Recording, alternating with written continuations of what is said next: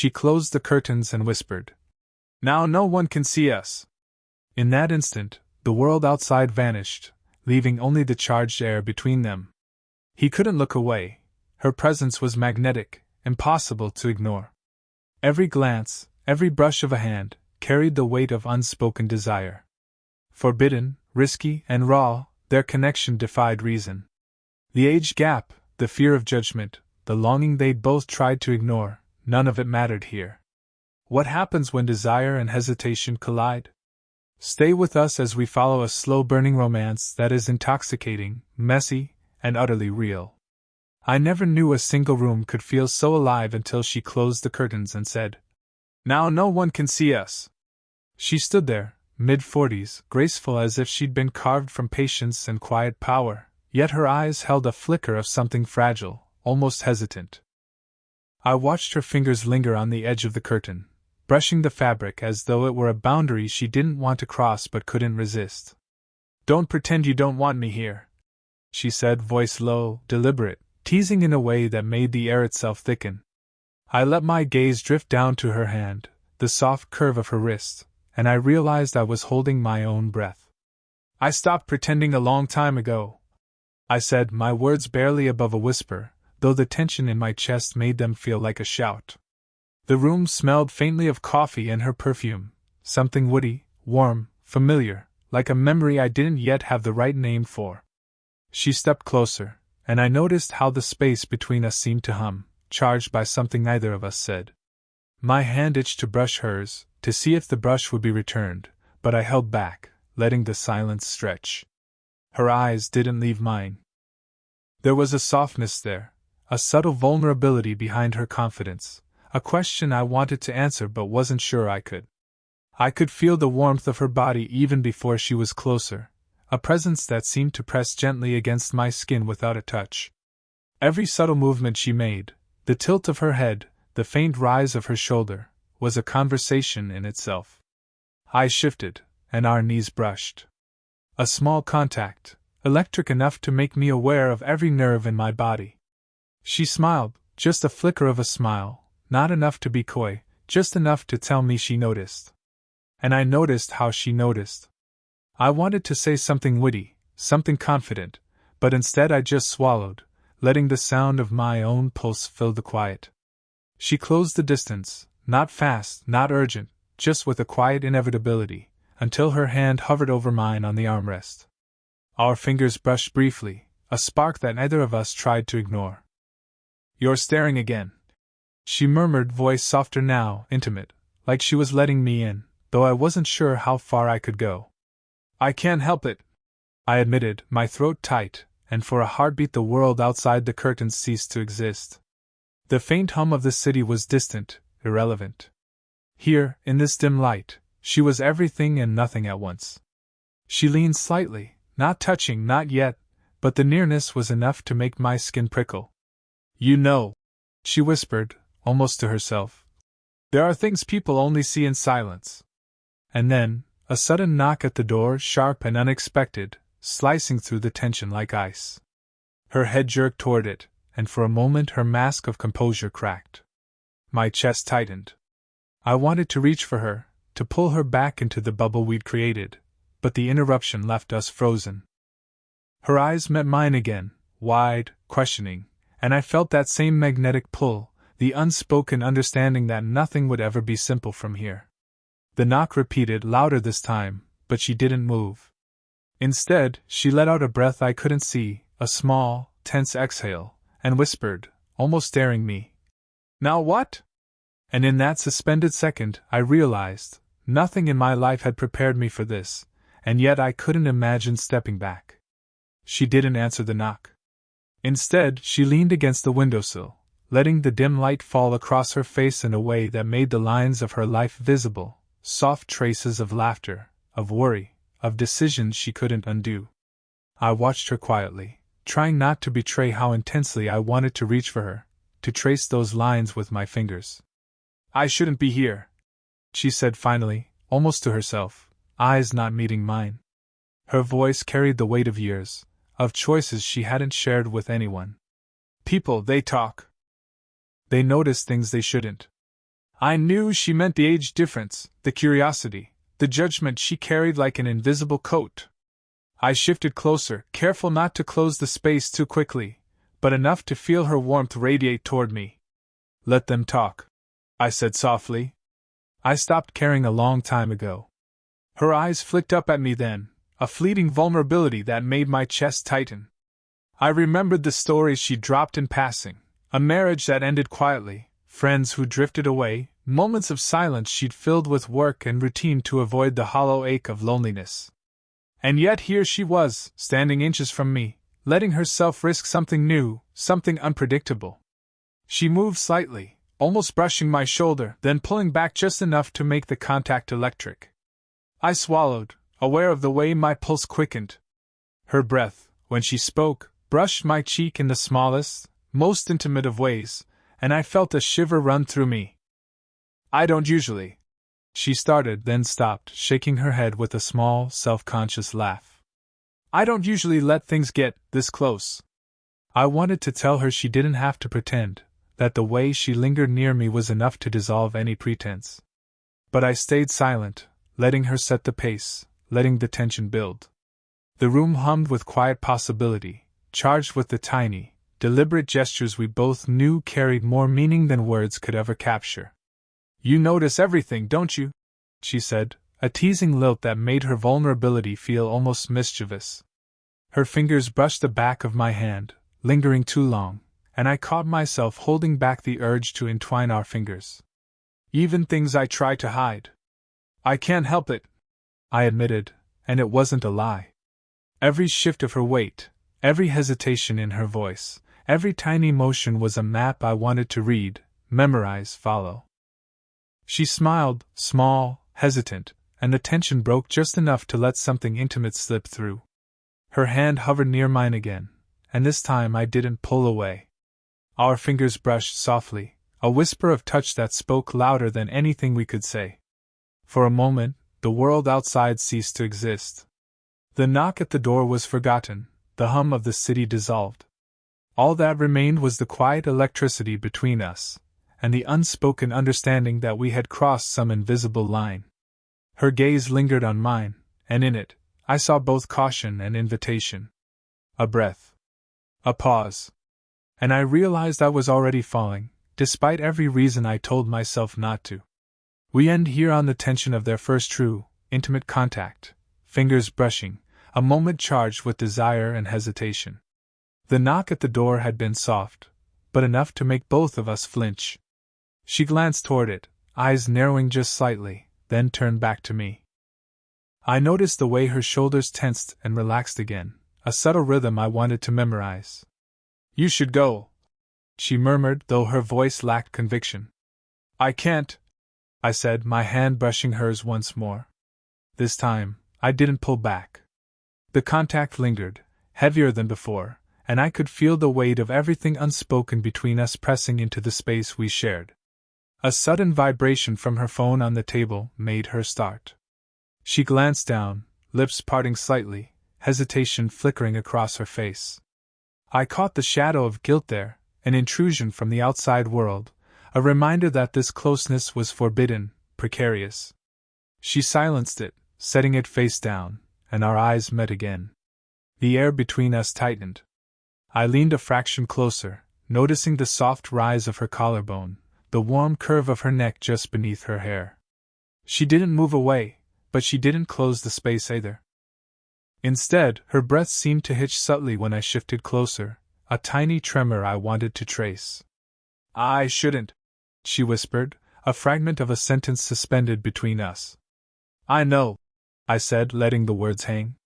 My pulse thundered in my ears as I caught the faintest scent of her perfume, warm, almost sweet, impossibly intimate. A sudden noise outside the door, a floorboard creak, a muffled laugh, made her jump. She pressed back slightly, and yet when I reached out, our foreheads almost touched. I could feel her breath against mine, the hesitant warmth, the magnetic pull that seemed to pull us both towards something dangerous. Our eyes closed for a heartbeat, almost meeting, and then the faintest pause, a shared inhale. I could see her lips part slightly, the unspoken question hovering there, do we? Shouldn't we? Could we? Her hand lingered on my arm, trembling just enough to betray her composure. My fingers itched to tilt her chin, to close the distance fully, but a whispered caution held me back. The world outside might not understand, but inside this room, every heartbeat, every glance, felt like its own confession. You're impossible, she murmured, though her voice softened, vulnerable in a way she rarely allowed. Only for you, I whispered back, letting my words brush her skin like a promise we weren't ready to name. And then, instinctively, we drew together without thinking, our bodies close enough that the warmth of her shoulder pressed to mine. Her hand slipped into mine, this time fully entwined, a quiet surrender to the pull neither of us could resist. We weren't kissing, not yet, but the proximity, the weight of our shared breath, the electric friction of skin against skin, all of it spoke louder than a kiss ever could. The door remained closed, the world outside paused, and yet I could feel the tension between wanting and fearing, the thrill of risk, the ache of hesitation. And in that perfect, fragile moment, I realized we were closer than ever, bound not by words but by the pull of something neither of us dared to name. The room was quieter than usual, the hum of the city outside reduced to a distant whisper. I could feel her closer than ever, her presence a soft weight against my chest, and every nerve in me thrummed with anticipation. I can't keep pretending, she breathed, her voice trembling slightly, betraying the careful composure she usually carried like armor. She brushed a strand of hair from her face, and my hand itched to tuck it back behind her ear, to let my fingers linger longer than etiquette allowed. Pretending what? I asked, though I already knew the answer. My voice was low, barely above a murmur, meant for her ears only. Her eyes flickered down, hesitation in every movement, and then back up at me. That I don't want this. Don't want you. Don't want us. I swallowed, the words hanging like smoke between us. You don't have to lie to me, I whispered, and the warmth of my hand brushed her shoulder as I leaned just slightly closer. The subtle contact sent a shiver up my spine, a mirrored tremor I could see reflected in her own reaction. Her breath itched, and I could feel the faint tremble of her fingers when they brushed mine. She was both invitation and restraint, impossible and irresistible, and I was helpless to do anything but inch closer, drawn by gravity I couldn't deny. I shouldn't. She started, then paused, biting her lip in a way that made the tension between us almost unbearable. The ache in my chest sharpened. The closer she let herself get, the harder it became to think clearly. I leaned in further, close enough to feel the warmth of her breath on my cheek, close enough to let the faint scent of her perfume wrap around me. My voice dropped even lower. Then don't fight it. Not here. Not now. She shivered at my words, or at my nearness, I couldn't tell. Her hand hovered near mine, fingertips almost touching, teasing the connection we both knew could not remain contained much longer. A sudden memory flashed across her eyes, something raw and unspoken, a vulnerability she rarely allowed. My thumb brushed against her wrist, almost by accident, but the heat from that tiny contact spread through us both like wildfire. Do you even realize what this is? She whispered, close to breaking, her voice a fragile tremor in the stillness. What we're doing? What we could be? I do, I said, my lips near her ear now, letting the words graze her skin. And I want it anyway. Her body leaned against mine just enough for the weight to register, a subtle surrender, a pulse of inevitability. Heartbeats raced in tandem, breaths synchronized in the charged silence. Every nerve screamed, every instinct demanded the next step, yet neither of us moved fully, not yet. And then, as if the world itself held its breath with us, our faces drew impossibly close. Her lips were inches from mine, and the air between us seemed to hum. I could feel the heat, the tension, the impossible pull of everything unspoken, and then a faint sound at the door made her start, eyes wide, frozen in that impossible space between desire and hesitation. They're on the verge of a kiss, breath and heat mingling, but the interruption leaves the scene suspended. The door clicked softly, and we both froze. Not the familiar interruption from the hall, but her phone, forgotten on the table, buzzing insistently. She glanced at it and paled, fingers hovering over the screen as though it were something alive, dangerous. "What is it?" I asked, my voice steady despite the sudden tension, though my chest felt tight, every nerve alert. Her hand shook slightly as she picked it up, swiping to read a message. The words made her eyes widen in disbelief, a flash of fear crossing her otherwise composed face. She stepped back, just slightly, but close enough that our bodies brushed, sending that electric spark racing again. It's from someone I thought I could trust," she admitted, voice low, almost trembling. He knows something about us. About me. About what I've been feeling." I tried not to move too fast, not to let the heat of her nearness overwhelm the new tension. But instinct won, and I reached for her hand, brushing against her fingers in a gesture that was both reassurance and claim. She didn't pull away. Instead, her breath caught, shallow and uneven, and her body leaned toward mine despite the fear in her eyes. "Who?" I whispered. Not just curiosity. I needed to know who was threatening this fragile bubble we'd created. She shook her head, a soft, frustrated exhale.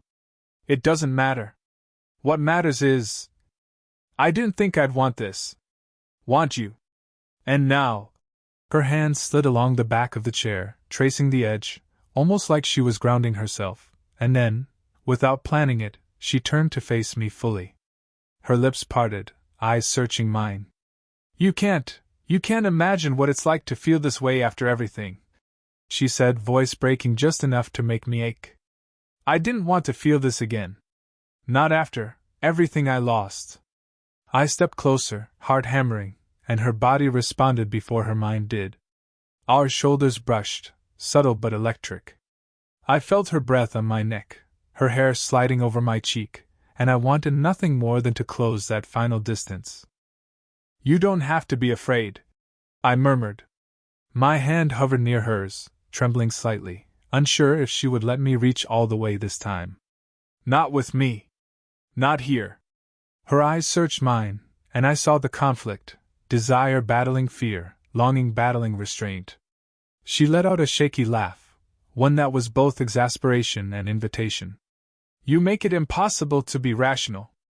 I mirrored her step forward, our bodies nearly touching again, the charged air between us taut with what could happen, and the risk of everything falling apart if we moved too fast. Her fingers brushed mine, lingering a second longer than necessary, sending heat through my veins, through her own tension.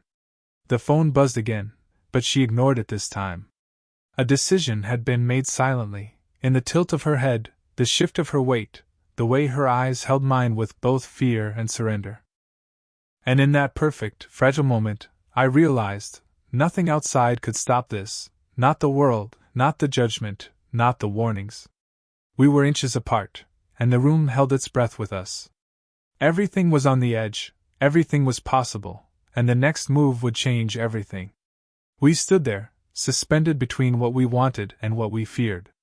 The phone lay forgotten on the table, the world outside reduced to a dull murmur.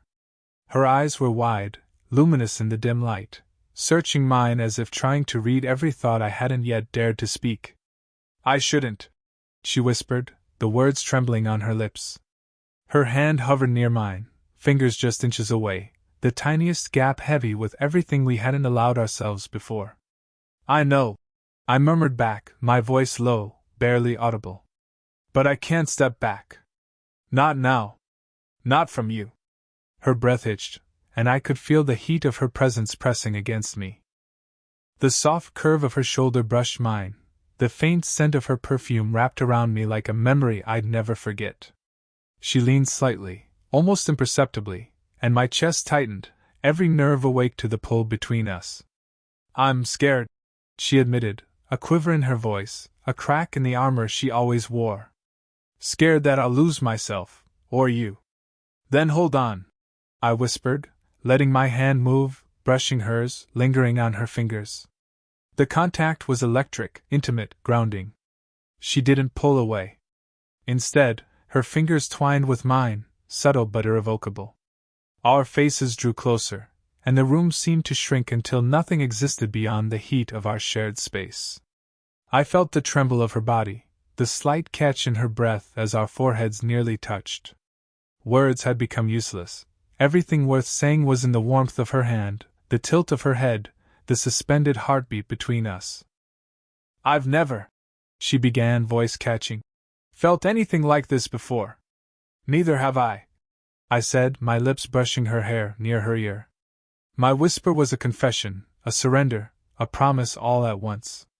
The tension that had been building for weeks, the months of stolen glances, hesitations, silent understandings, culminated in the smallest, most human gesture, her leaning fully into me, shoulder pressing to chest, a quiet surrender that didn't need words.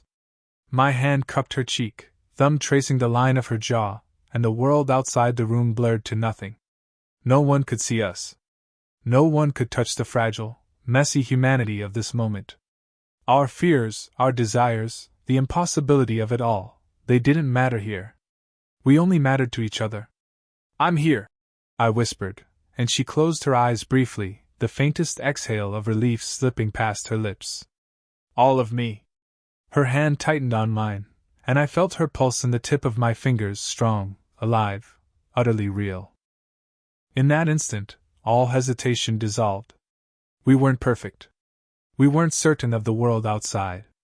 But we were undeniable to each other, fully seen and accepted.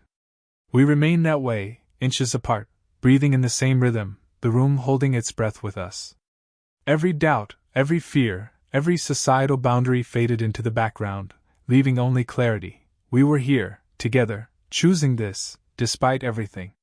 And for the first time, I knew we could be more than stolen moments. The room was quiet again, but this time, it felt different, safe, intimate, full of the warmth we'd earned together. Her hand rested in mine, fingers laced naturally, not hesitant, not seeking permission. The distance between us had vanished, replaced by something tangible, unspoken, undeniable. She leaned against me, shoulder to chest, and I felt the steady rhythm of her heartbeat, a soft, grounding presence that made the world outside the curtains feel distant and irrelevant. I tilted my head, resting my forehead lightly against hers, and she mirrored the gesture, a small, imperfect perfection that made me smile without even realizing it. "I can't believe we," she started, voice trailing off, and I could sense the lingering awe behind her words. "I thought it would always be complicated." "It was," I admitted, letting my thumb trace gentle circles along the back of her hand. "It still is, but it doesn't have to stop us. Not if we want it." She exhaled softly, a mixture of relief and quiet laughter. "I want it," she said simply, the words carrying a weight of conviction that made my chest tighten. We stayed like that for a long moment, just holding each other, letting the closeness speak louder than any words could. Her hair brushed my cheek, her warmth pressed against mine, and I realized that this, right here, was the culmination of everything we'd been feeling, everything we'd been resisting. The doubts, the judgment, the age gap hesitation, all of it faded when faced with the undeniable gravity of us. I brushed a hand through her hair, tucking a strand behind her ear, and she smiled against my shoulder. "You make everything feel possible," she murmured. "And you make it worth it," I replied, leaning down to press a soft, lingering kiss to her temple. She shivered slightly, a natural response, and I felt a rush of everything I'd been holding back, the desire, the relief, the quiet gratitude for this shared intimacy. We settled onto the couch, sitting side by side, knees touching, hands intertwined. The closeness wasn't frantic or urgent, it was human, messy, and perfectly real. I could feel her shifting slightly to press closer, a subtle claim of comfort and trust, and I wrapped an arm around her shoulders. Her head rested lightly against mine, and we breathed together, synchronized, grounded. For the first time, the complicated world outside felt distant enough to let us simply exist in this moment, two imperfect people, flawed, yearning, and finally choosing each other fully. I think I can be happy like this," she whispered. "Me too," I said, smiling down at her. "Completely." And with that, we remained, quietly close, content, and connected. The curtains blocked the outside world, but inside, we had everything: warmth, understanding, and a bond that had survived hesitation, fear, and longing. Did you enjoy the story? What kind of stories would you like to hear next?